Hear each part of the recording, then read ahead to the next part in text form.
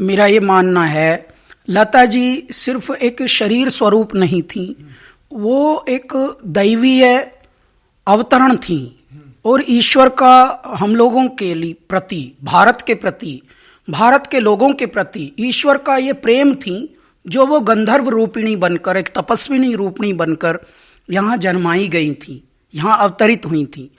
ईश्वर का हम पर इसलिए बड़ा मैं अनुकंपा मानता हूँ कि जो पिछले ही वर्ष उनके साथ एक गाना हमने गाया, हम हिंदुस्तानी, और वो बहुत उसको प्रेम मिला भारत से, पूरे विश्व से, क्योंकि पद्मिनी कोल्हापुरी जी की ये बहुत ही प्यारी एक पहल थी। उन्होंने एक रैकेट कंपनी का प्रारंभ किया था इसी से। श्री अमिताभ बच्चन जी भी उसमें हैं, लता जी भी हैं, और मैं भी उसका बहुत अहम हिस्सा हूँ। मुझे गर्व है कि हम इस युग में जन्मे हैं जिस युग में लता जी थीं, और ईश्वर की अनुकंपा भारत के ऊपर इसलिए भी मानता हूँ कि ये कोई दैवीय संयोग है कि कल सरस्वती पूजा थी और आज उनकी विदाई हो गई। तो ये देखिए, तत्पश्चात एक और संयोग जुड़ा है।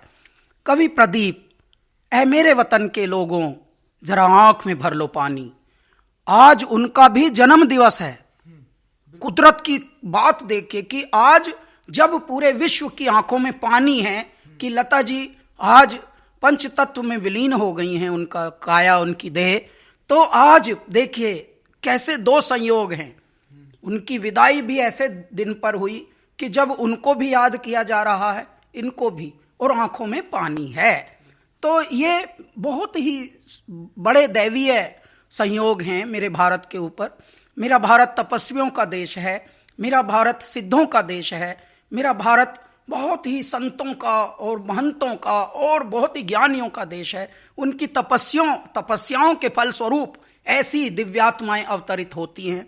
मेरे भारत को युगों युगों तक लता जी इसलिए प्रेरित करती रहेंगी अपने सत्य से, अपने कृत्य से, कि जब देशभक्ति की बात आएगी तब लता जी का गाना प्रेरित करेगा, जब ईश्वरीय भक्ति की बात आएगी तब लता जी का गाना प्रेरित करेगा। जब तक मानव जाति जीवित रहेगी इस जगत में, इस चराचर जगत में, जब तक मनुष्य को प्रेम करना ये अनुभूति जीवित रहेगी, तब तक लता जी प्रेरित करती रहेंगी।